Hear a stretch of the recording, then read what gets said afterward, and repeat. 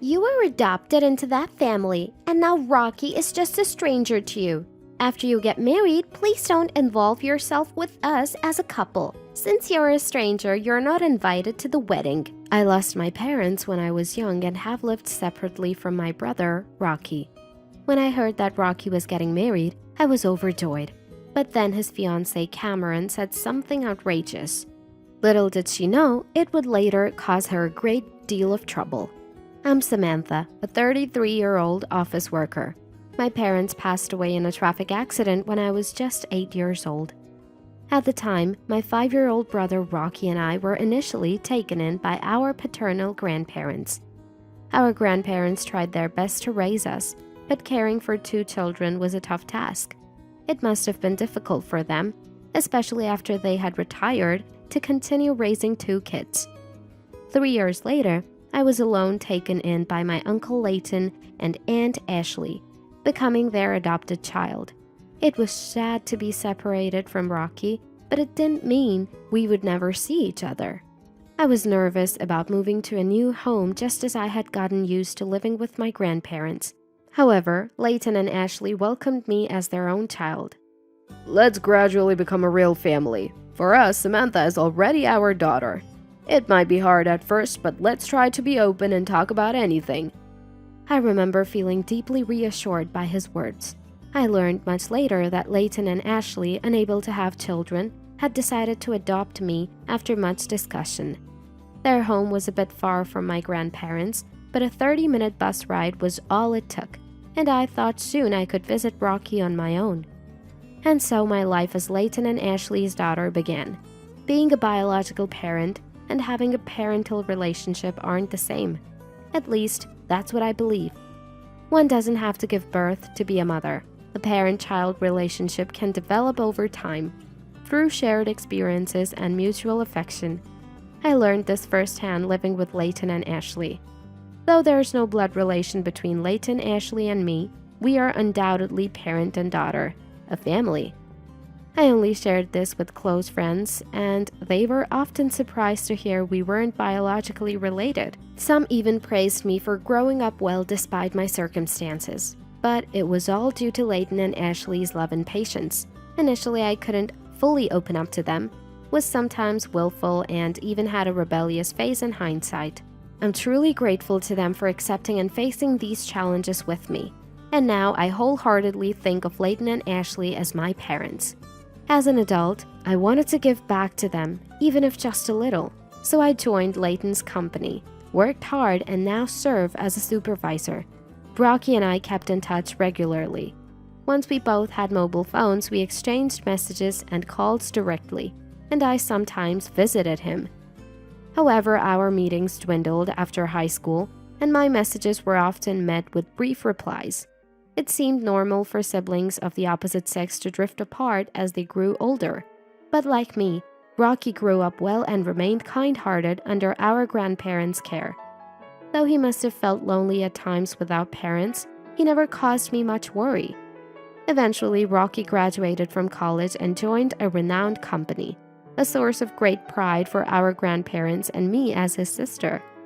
Then, this year, when he turned 30, he surprisingly reached out first, wanting to introduce me to the woman he was going to marry. While I was happy for him, I also felt a bit upstaged. I regretted that our grandparents weren't around to share the joy. They would have been delighted. A few days later, Rocky brought his fiancée to meet Leighton, Ashley, and meet me at our home. Samantha, Leighton, Ashley, let me introduce you to Cameron, my fiancé, he said. Having lost our parents at a young age and then separated, our journey had been a challenging one. Seeing Rocky so happy and smiling, I couldn't help but feel like a mother to him. It amazed me that Rocky, once a small and cute little brother, was now introducing Cameron to us. This is my sister, Samantha. Thank you for coming today. I smiled at Cameron as I was introduced. Rocky, I'm so happy to see you after such a long time. You've become such a respectable man. Congratulations on your engagement. I'm so happy to meet you, Cameron. Thank you for coming. Leighton and Ashley also smiled and spoke to the couple. No, it's natural to attend a family meeting. I wanted to talk with Samantha too, she replied with a clear, smiling face. I had imagined her to be a quiet lady since she's the daughter of a business partner, but she seemed very composed. Rocky is a gentle, easygoing type, so maybe he matches well with a woman like her. She looked straight at me with determined eyes. That day, we introduced ourselves to each other and had a casual conversation with Leighton and Ashley over some cake. Samantha, are you single? Any plans for marriage? You're adopted by this family, aren't you? Don't you live alone? She asked various questions, seeming to investigate, but I felt she was trying to get to know me, her future sister-in-law. I was pleased when she wanted to exchange contact information when leaving. Later, she contacted me to meet at a cafe, and I felt ticklish, thinking this is what it's like to have a sister. However, my lighthearted mood was about to be abruptly overturned. As we started drinking coffee face-to-face, Cameron began, I wanted to talk with Samantha alone today. Sure, thank you. It's just us girls here, so if you have any complaints about Rocky or anything hard to say, feel free to tell me. That's not what I want to talk about. Did she just sigh?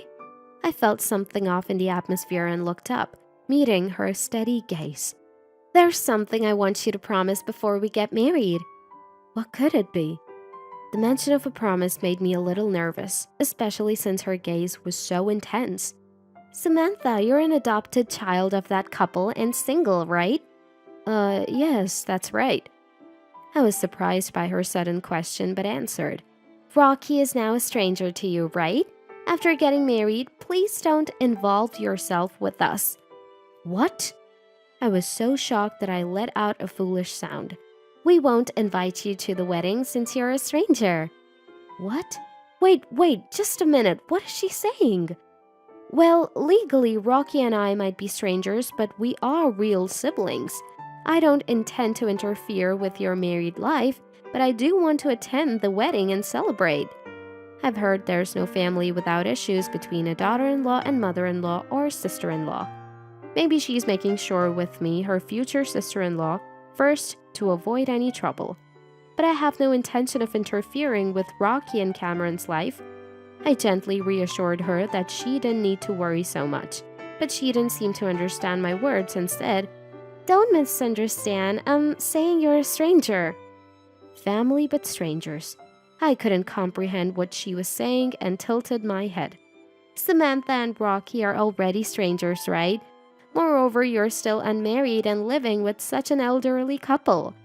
I'd be troubled if you, a single adoptee, start depending on us in the future.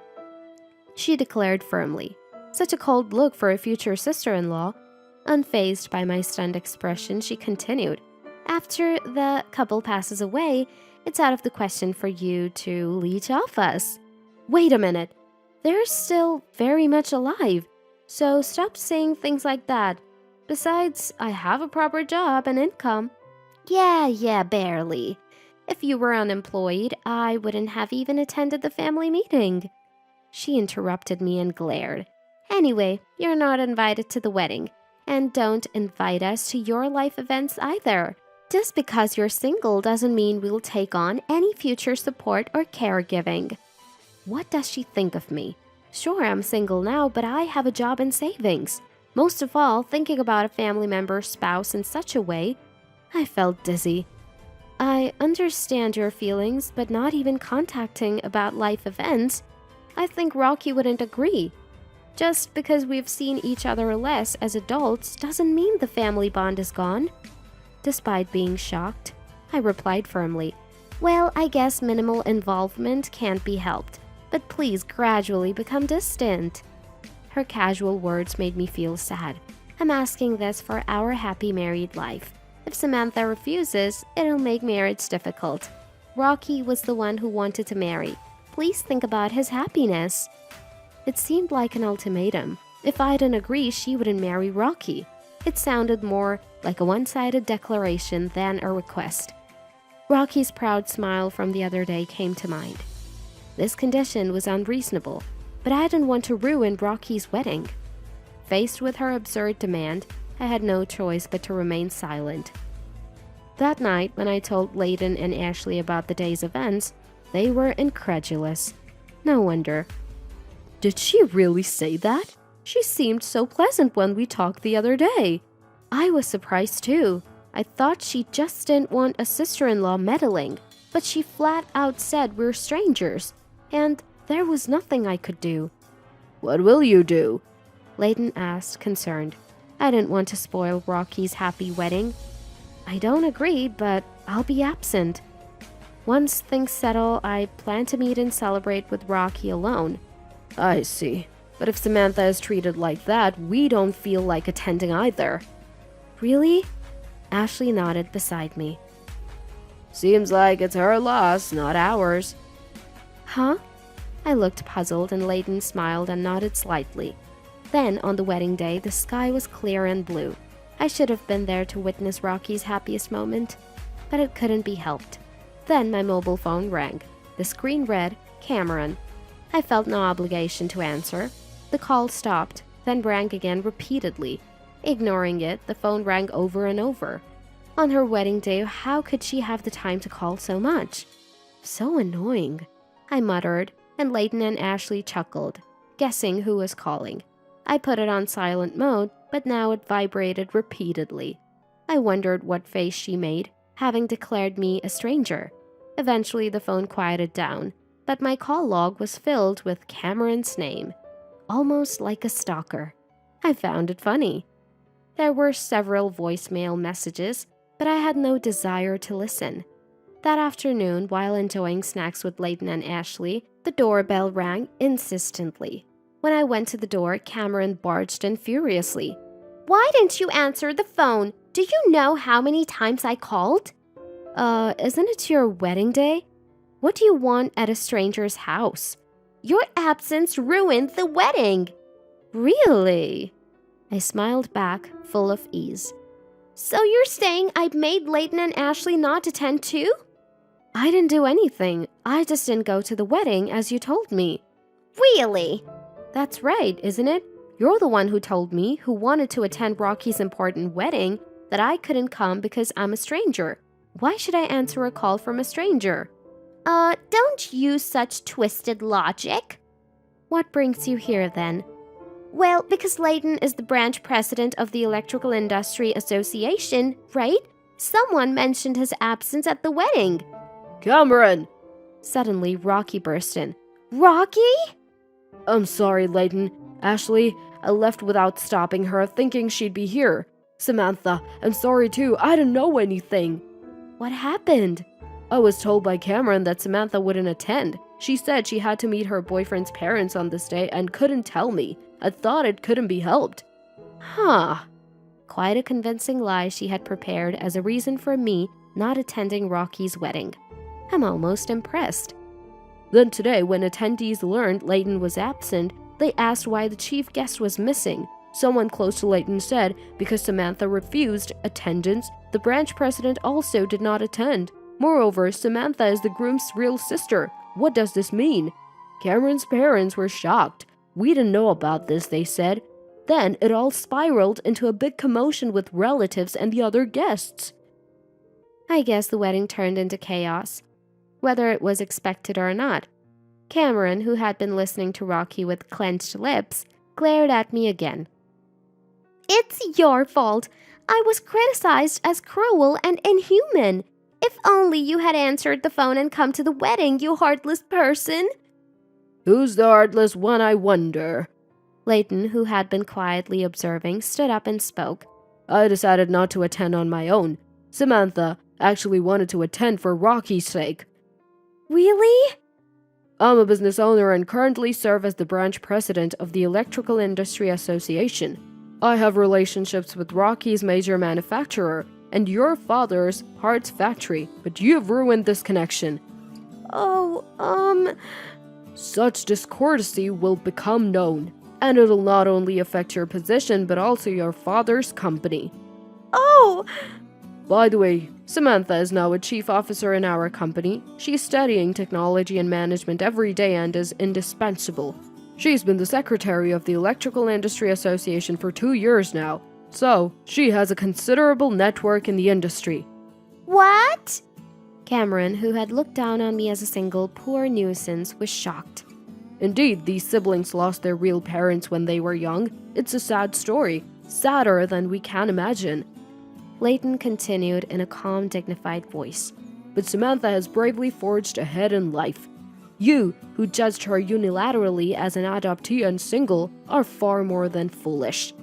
Cameron had no comeback. She didn't have the words to argue with Leighton. She turned her anger back on me. This liar!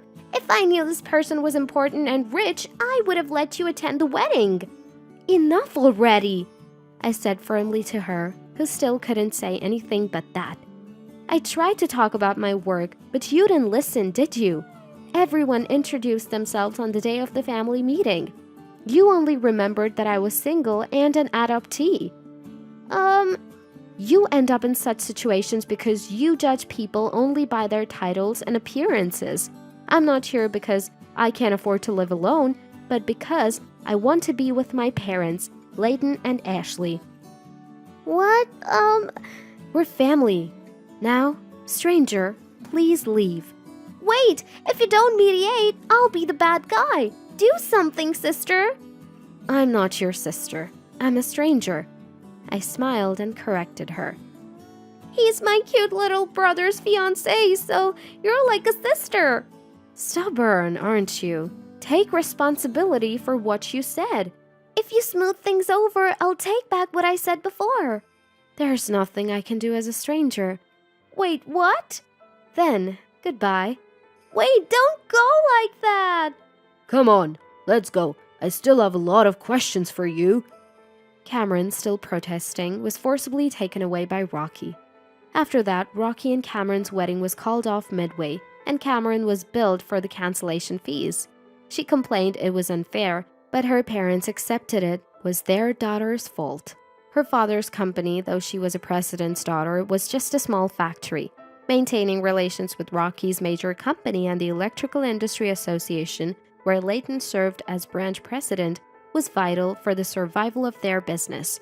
Now, due to her actions, her parents were busy apologizing. Of course, she was scolded severely for causing such a situation and wasn't even allowed to return home. She tried to stay with friends, but after the wedding fiasco, they distanced themselves and no one was willing to help. Rocky came to apologize for what happened. It turns out she only liked me because I work at a big company and have no parents, so I'm not a hassle. And treating Samantha like a nuisance, I hate that I couldn't see through her. We all cheered up the downcast Rocky together with Leighton and Ashley. It's good that the marriage certificate wasn't issued yet. She was pretty, and if she hid her true nature in front of you, it's no wonder you were deceived. Rocky is too kind. It's unfortunate about her, but you'll surely find someone who truly loves you. Really? Here, Rocky, your favorite sweets from that shop. Let's have some coffee.